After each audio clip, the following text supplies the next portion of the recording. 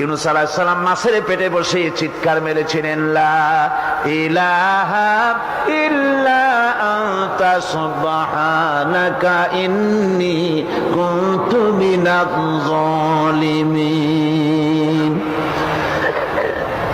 তিনি বলছিলেন, আয় আল্লাহ তাআলা, আমি তোমার প্রশংসা করছি, তুমি ছাড়া উপাস্য নাই, মাবুদ নাই।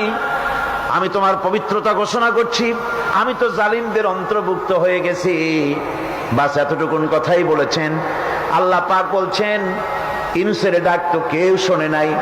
দরিয়ার তলদেশ থেকে মাছের পেটের ভিতরে বসে আমার ইউনূস যে ডাক দিল, ওই ডাক আমি আরশের মালিক আমি শুনতে পেয়েছি, আর সঙ্গে সঙ্গে জবাব দিয়েছি, ফাস্তাজাবনা লাহু ওয়া নাজ্জাইনাহু মিনাল গাম্মি ওয়া কাযালিকা নুজিল মুমিনিন। ডাকের সাড়া দিলাম, বিপদ দিয়া বাঁচায় দিলাম।